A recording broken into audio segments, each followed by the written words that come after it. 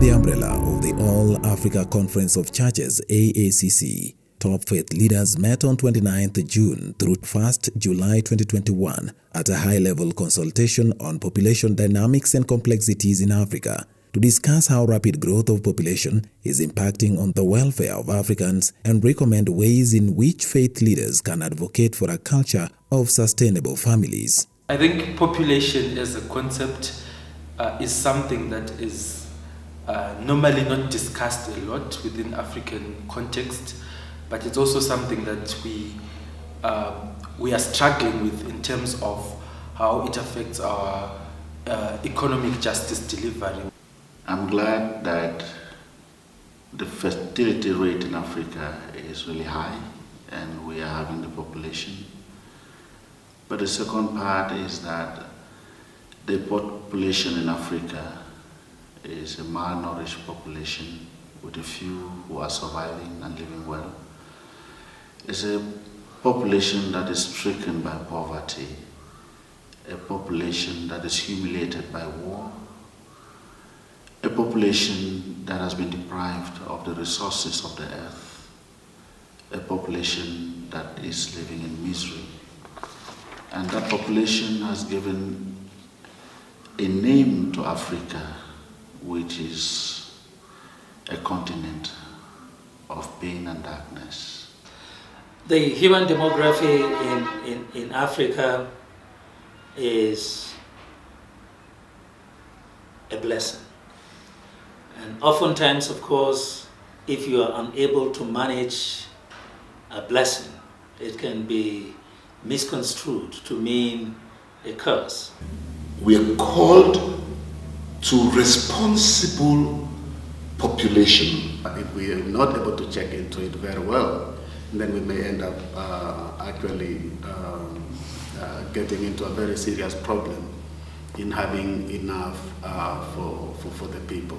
It is also important that we remember that even as the population is increasing, the well-being of the child is at risk. We should stick to our original mandate, what God has, our Creator has given us to take care of the world, our environment, and also our fellow human beings. So with all that, this population issue also has to go side by side.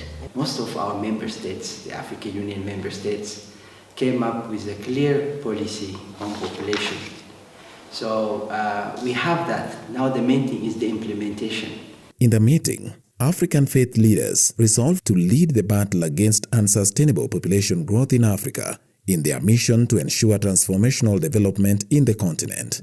They said that it is important for faith communities to highlight the issues of sustainable population growth and its impact on development, since there is a nexus between the two. According to the faith leaders, Africa can no longer boat youths who are poor and desperate to leave the continent to seek a future elsewhere. We should have a proper understanding of it. Going forth and multiply. It's not just multiply because you have the ability of multiplying. It's multiply in a responsible way.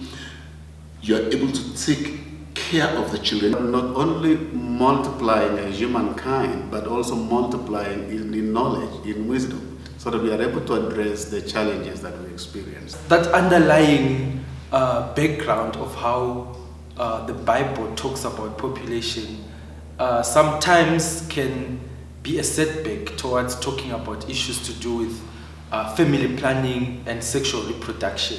As much as we are going into the biblical principles, it's also important for us to link the biblical principles to the context we exist in as a continent, and also to the context that we exist in terms of the socio-economic and political environment.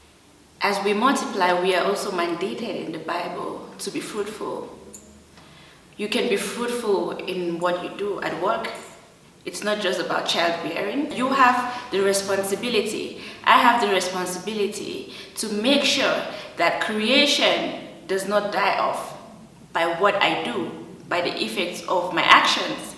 So if we are to continue consuming without producing, it means that we have a problem.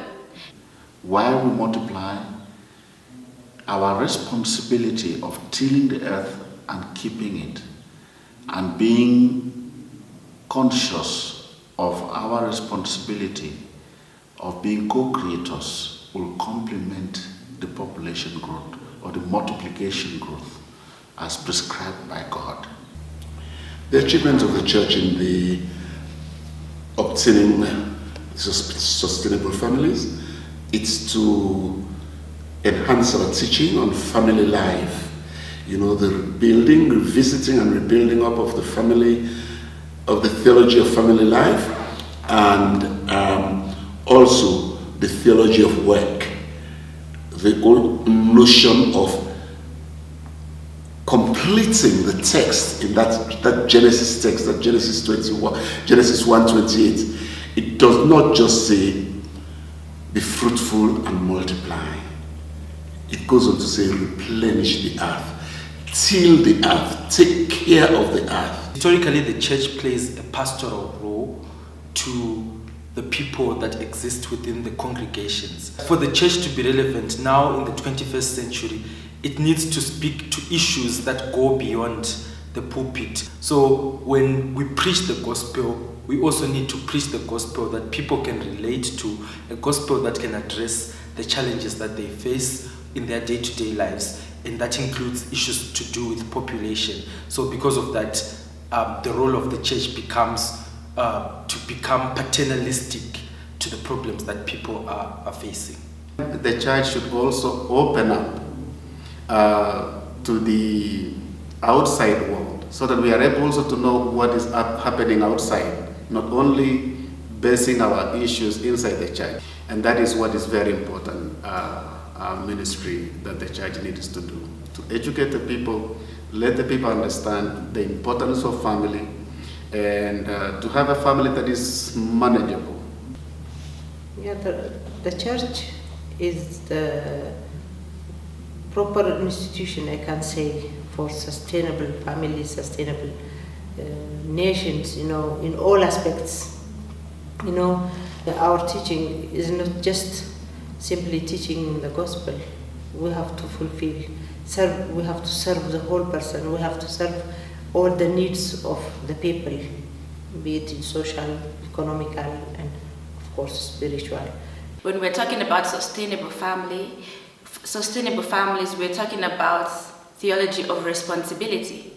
Because some of the issues we're having is misinterpretation of what is said in the Bible.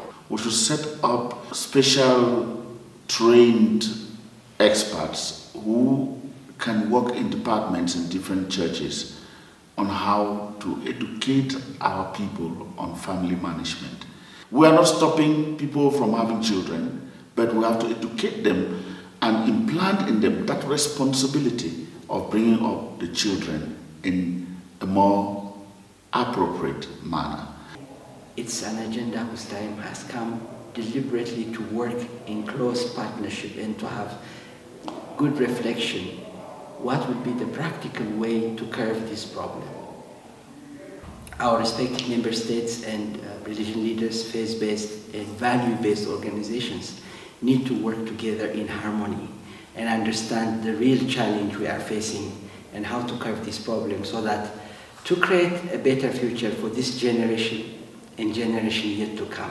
Thousands and thousands of our young people who have graduated from tertiary institutions, they are without jobs, and most of them have resolved in their heart to cross over the Mediterranean to Europe with the notion that the pasture is greener on the other side. And so it raises the question of whether or not we are able to manage our population. And the ecclesial community or the faith communities cannot turn a blind eye. How then do we hold the duty bearers accountable, rethink about population control? We're talking about responsible family care.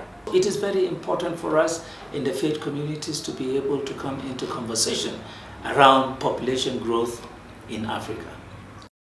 The faith leaders are not just speaking, but are actively seeking ways in which they can be catalysts in their communities for addressing the issue of sustainable families.